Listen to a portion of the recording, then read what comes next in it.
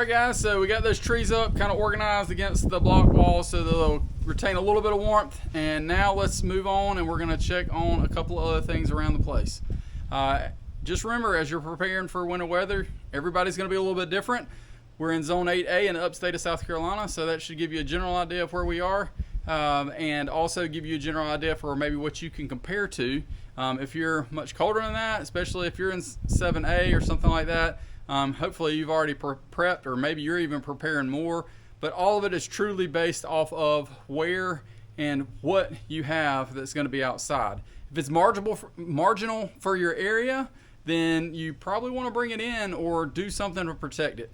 Let's go see exactly what we're going to be protecting next. Dean Family Acres.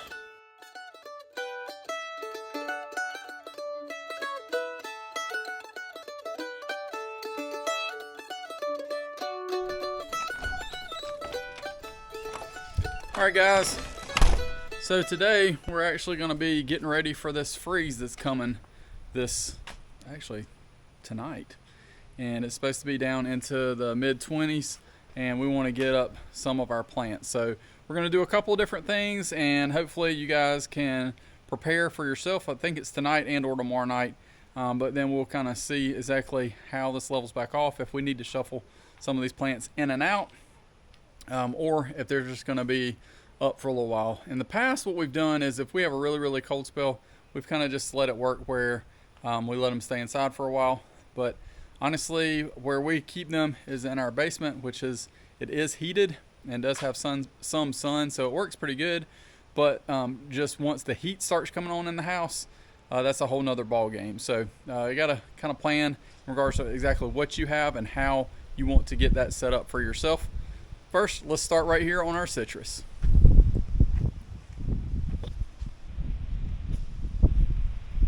You can see here, we've got quite a few citrus, and we've expanded this year to a couple of different things. So let's kind of talk through these just a little bit.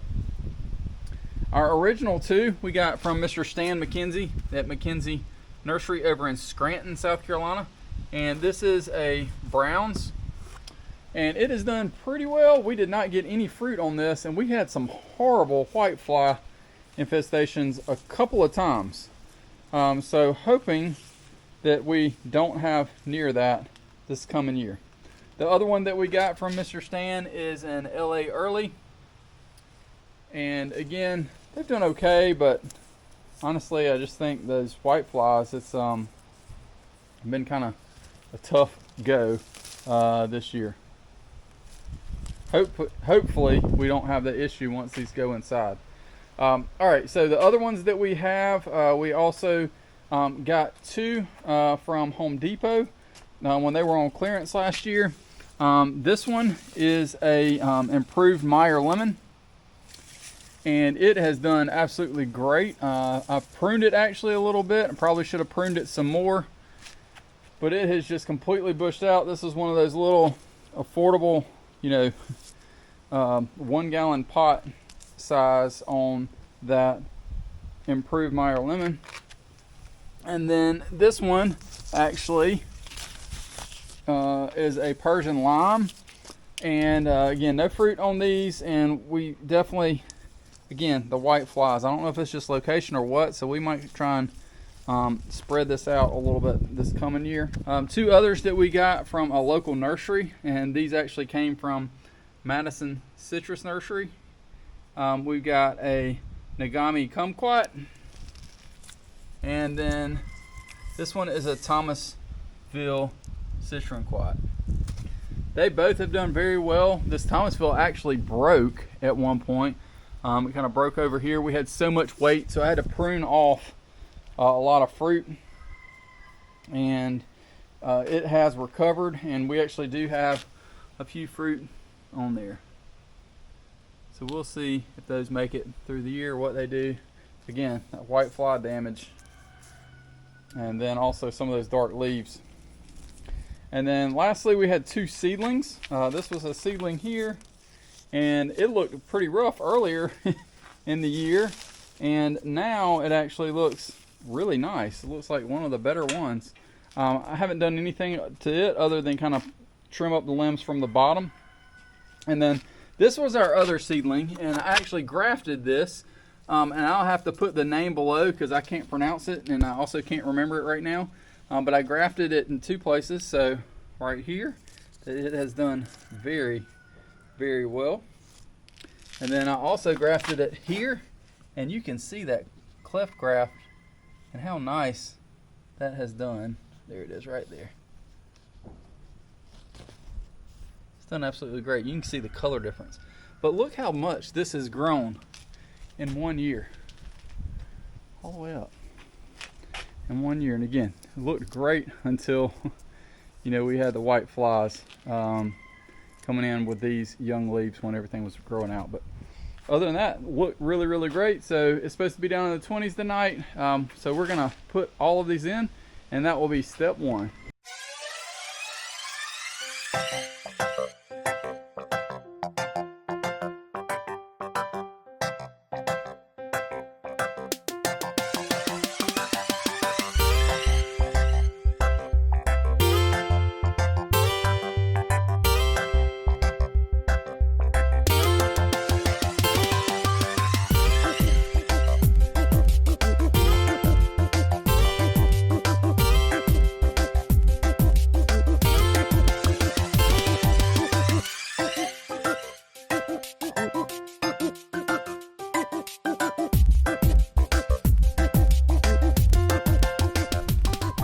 That definitely took a little more than I thought. There's a lot of different, I guess it's the sticky stuff that the whiteflies leave, and had put like that soot on the leaves. So I was using my treatment that I use for whiteflies just to make sure nothing's going to overwinter.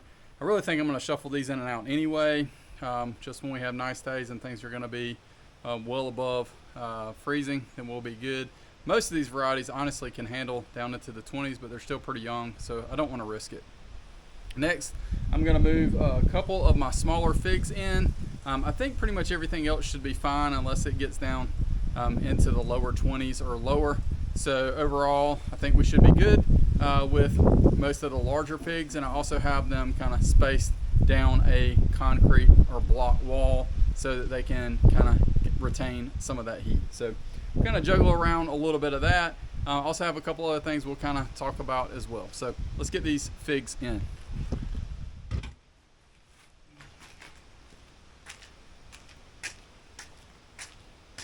Can't hardly pick these up, and I can't pronounce about 3/4 of them. So this one came from twoangelsmushrooms.com. They're the ones who host the Fig Frolic outside of Chattanooga, Tennessee, and this is who I got this one from. This is a BDDS. I'll have to put that down below, but it's kind of struggled this year. Honestly, I'm pretty certain it got fig mosaic virus and just really struggled. You can see just how much growth it put on. It had one fruit on it, but it is from twoangelsfarm.com as well. And this is Hâtive d'Argentile. Hâtive d'Argentile.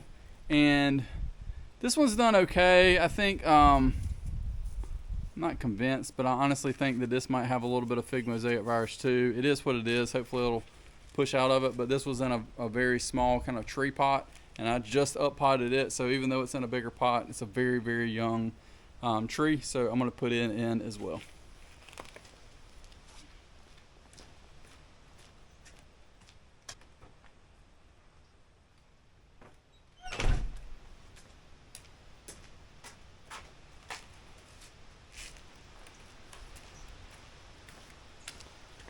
I also just up potted this white Madeira. I got this from Fig Frolic this year. It's an extra. And I just up potted it. It was in like a small tree pot. Not the really small size, but the next size up. So I'm going to go ahead and put it up as well.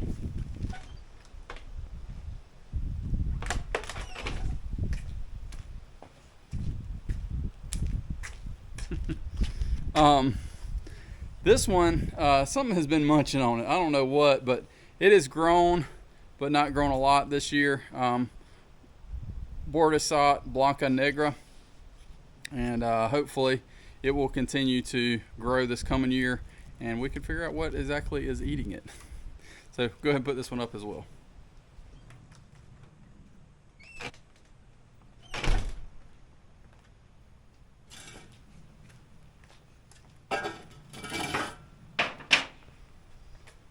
All right, let's talk about what some of these other varieties are over here and what we're going to leave out. Couple different things. So pretty much all of these grafted fruit trees will all be fine. They won't be a problem at all.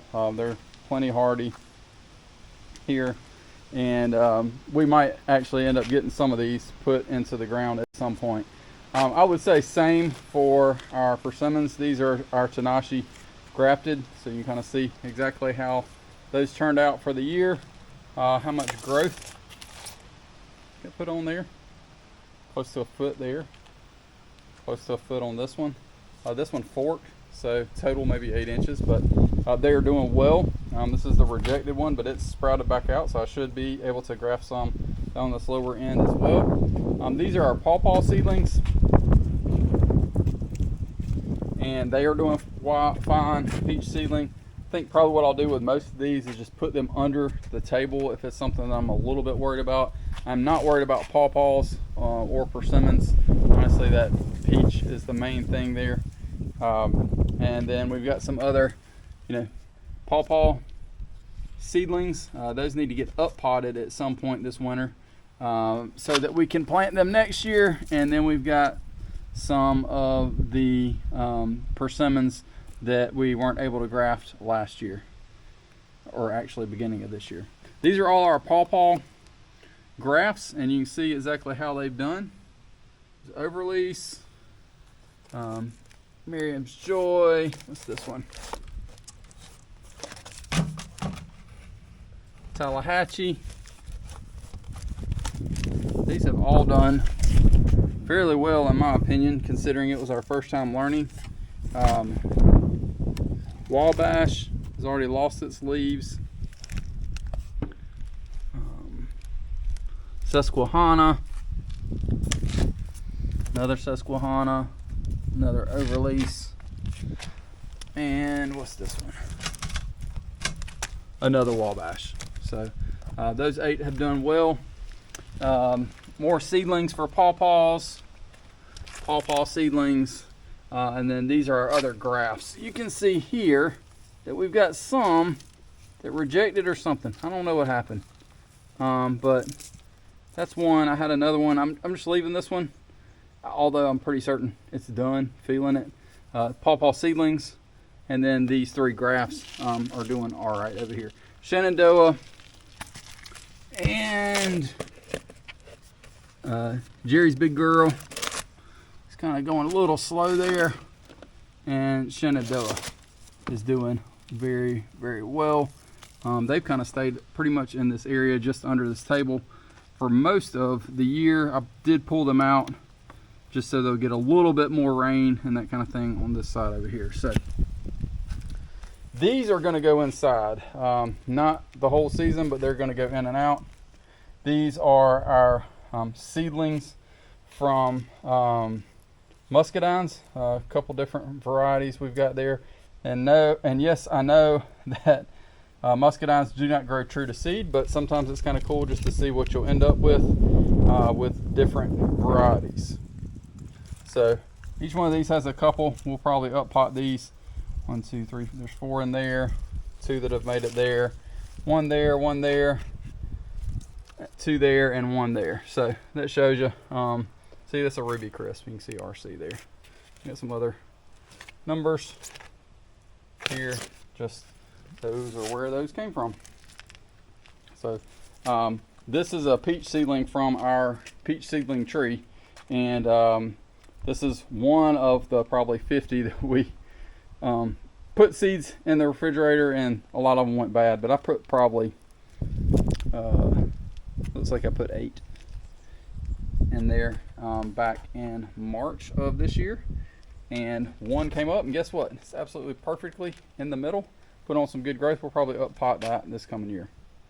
So let's get some of that juggled in, and then we'll go from there and see exactly what else we've got left. Got a couple other things as well.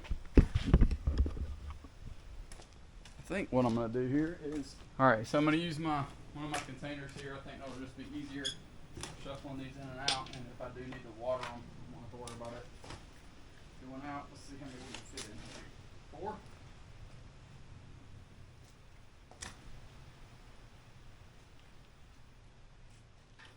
Yep. 4 of these in here.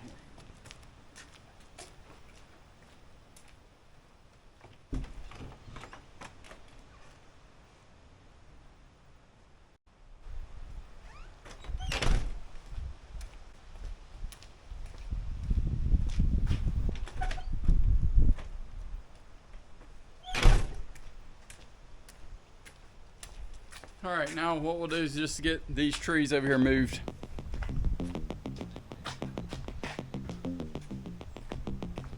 On this side.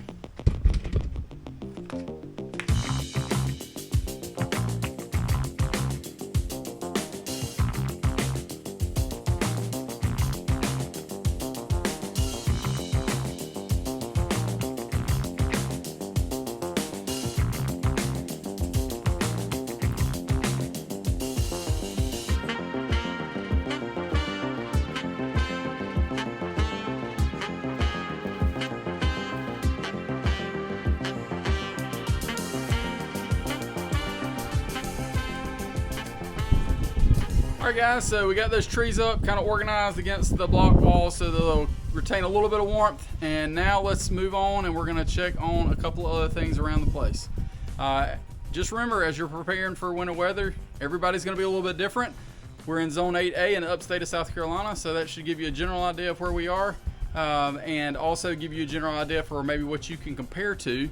If you're much colder than that, especially if you're in 7A or something like that, hopefully you've already prepped, or maybe you're even preparing more, but all of it is truly based off of where and what you have that's going to be outside.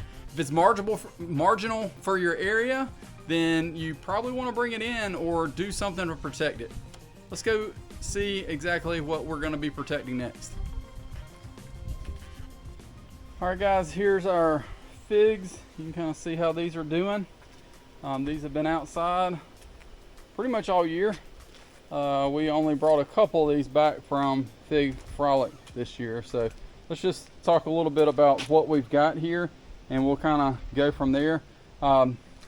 This is Magnolia, and we got a couple of figs off of this. There's still, oh nice, little double one hanging on back there.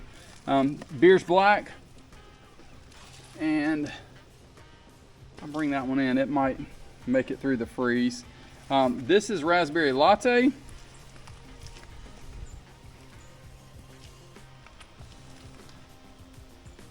This is Strawberry Verte. This is one of our cuttings we actually did a couple of years ago. So is that Magnolia, as well as this 600M. NSDC, we got this one from Fig Frolic. It's doing well. Yellow long neck. The leaves on yellow long neck have kind of looked about that color since not long after we got back. I don't know if it's a weather change or what, but could just be that soil is much more compact than some of ours in regards to drainage. And then the Euclid Unknown, we've shared a little bit about this one in some other videos as well. But looking great. All right, we'll get going on the other things we've got to get done before all this weather hits. All right guys, so I think most of this stuff over here should be fine. This is where all our cuttings that we started that we still have going, as well as some things we got last year that we put in the garage to survive the winter. The only one I'm a little worried about is this one. It's De La Gloria. It and our De La Rocas all just didn't make it. So I think, of course it's rooted in. That's the other thing about a lot of these is they're probably rooted in pretty well, and unless they died back pretty substantial last year, I think I'm just going to leave them. Unless it gets super cold, then I might just cover them this year. We'll go from there. But I'm thinking pretty much down into the probably mid-20s, something like that. A little fig hanging on there, not ready. Let's see, what is that?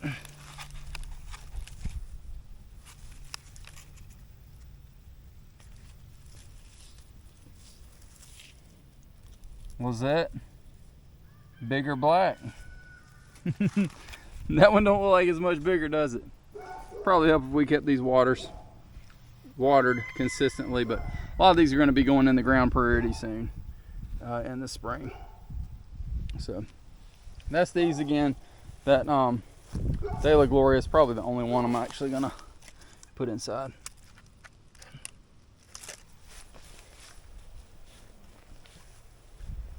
Everything else over here is pretty good. We definitely got to pull this stuff out at some point and get this stuff potted up or planted somewhere or give it away. We just got way too many things. This is our National Park oak. That definitely is going in this year. I'm sure that is well rooted through the pot. This one is another one. We got some small ones down there too. Couple beautiful Japanese maples that we've got. Here's one here that's in the pot, and again, I'm sure it's probably grown through. This was a seedling that a friend gave us, but very pretty. But we got a lot of different things up in here that definitely need to be done something with sooner rather than later.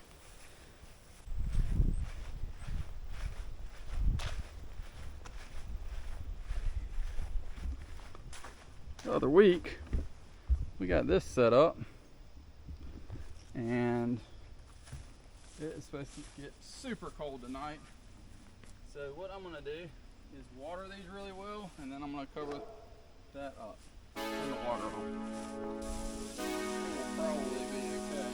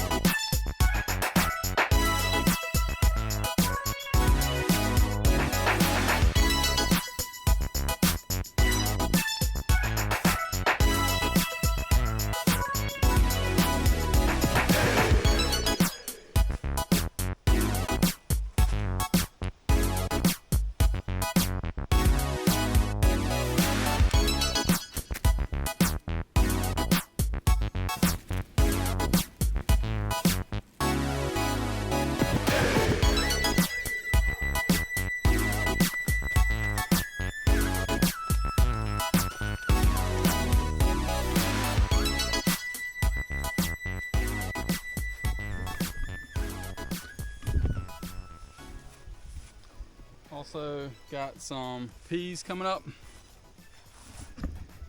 Some that are already up, but some that are popping up. And this year what we did was we planted in our raised beds, but we put some compost and then used some wood chips on top of that. So we're hoping that this does really, really well. And then over here,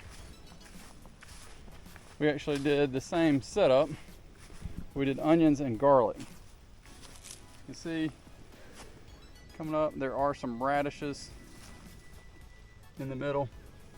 This kind of cattle panel actually keeps the cats out, which works out pretty well.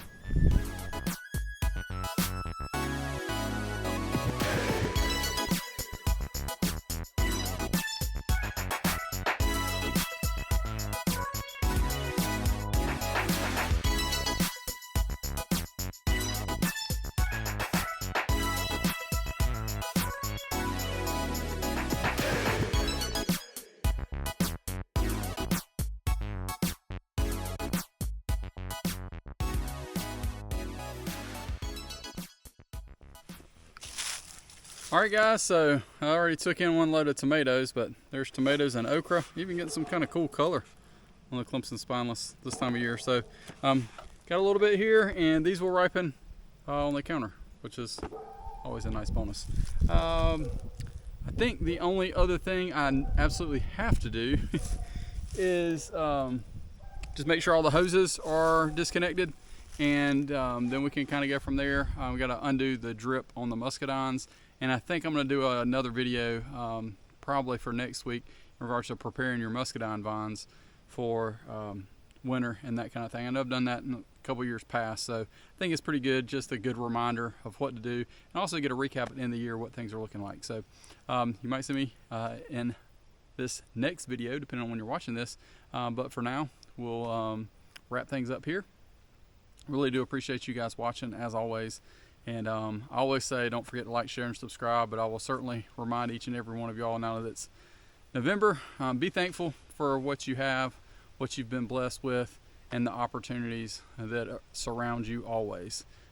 If you think that you don't have any blessings and that you don't have opportunities around you, I would strongly encourage you to rethink your perception of things, and might be because you don't have Jesus, and without him I'm not sure how any of us truly can be thankful, as he paid the ultimate sacrifice for each and every one of us so that we can have the forgiveness that we certainly don't deserve. So we'll see you guys next week as we knock out the muscadine winterizing, and from here on out, hopefully you guys have a wonderful and blessed week. We'll see you later.